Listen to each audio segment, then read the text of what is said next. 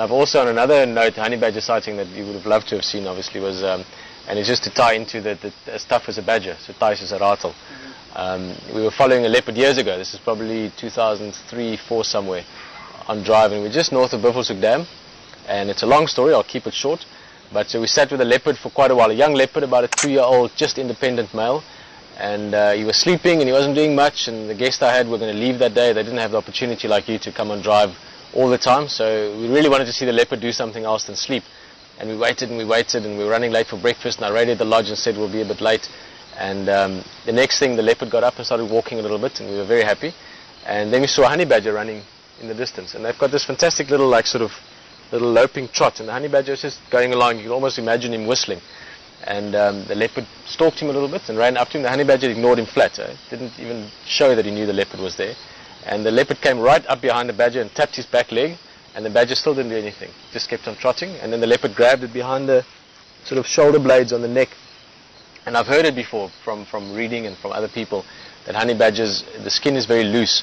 Now, they're very special animals for me. I love honey badgers, and I could see that. It was almost like a puppy. Many of you have picked up or played with puppies, and the skin is quite loose on the body.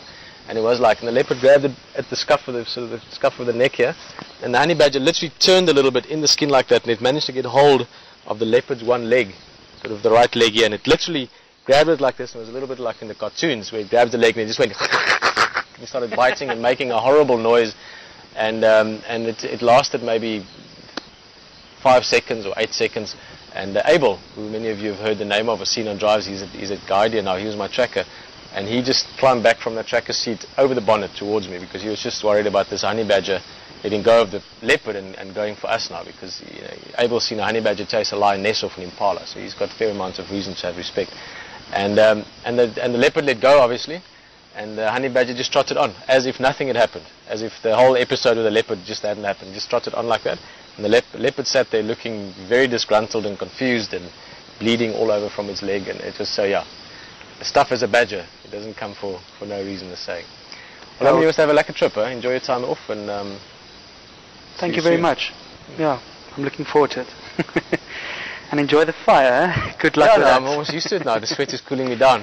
Well, guys, just while Herman is stepping out, Rory's going to come join us around the fire now. I didn't actually introduce earlier, like I said, this is going to be a shortish fireside chat. Peter's in the director's seat at the moment. Rory was behind the camera. Herman's going to jump in there now.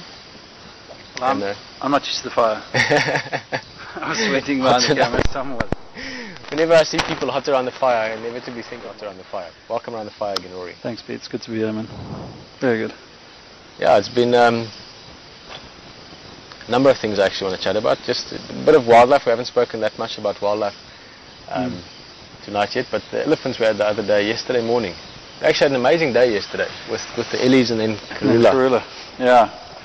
We, when that was a breeding herd, I think, that we sort of approached and turned the vehicle off, and we kind of sat there, and a couple of the younger ones gave us a bit of a rear, like, how's it going? And then they got, they were so chilled with us and so happy that we were sort of around, and they didn't feel threatened at all.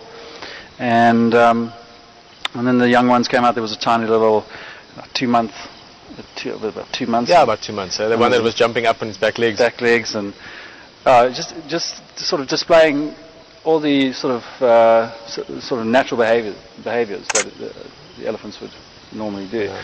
And it was just so nice to be. It's such a peaceful and calming effect that the elephants, for me especially, that they have when you're just surrounded by them, and they are totally okay with you being there. Yeah. It's a very, very special thing for me.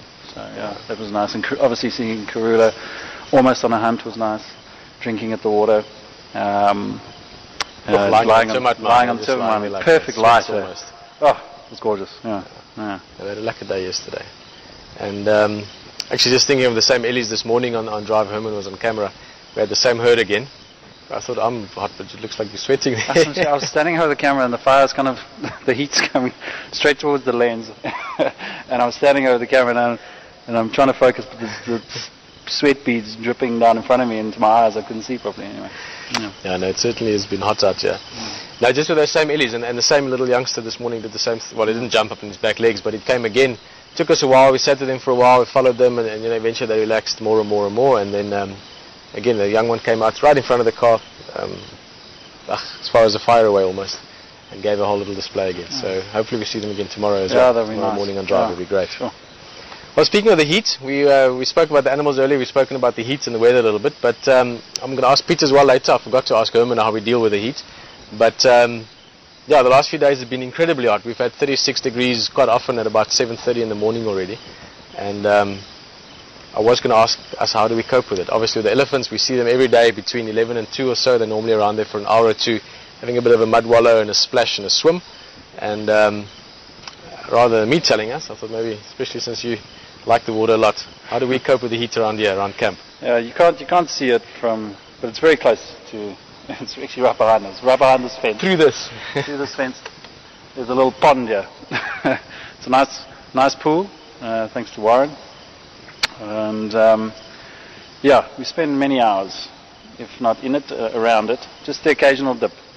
It takes only sort of a minute and a half before that the effect wears off. So you've got to do it quite a few times during the day, and even at 7:30 in the morning when it's 35, 36 degrees. So, but the last 2 days have been particularly hot. But so there's the pool there. There's a sort of, we fashioned a bit of a shower from a hose that goes up into the tree over there in the trees, which is something if you don't want to get in the pool. And then hope you've got your water in the freezer, so make it nice and cold. And it's been nice and hot. Yeah. Again, we're looking forward to the rains. Can't wait. Oh. It's going to be amazing when it comes. Big thunderstorms is something that is every single time. It's like seeing a leopard. A big storm of rain is something you can never not enjoy. Well, and then speaking of all of this, maybe next week when we get our first big rains, you might not be here. You're going to be exploring again. This time even further, sort of further than Kruger, like you did last time. You're planning to head into the Limpopo Transfrontier Park, into Mozambique side basically of Kruger. Huh? That's correct. Yeah, I've got a friend of mine, Dom, coming up from Cape Town.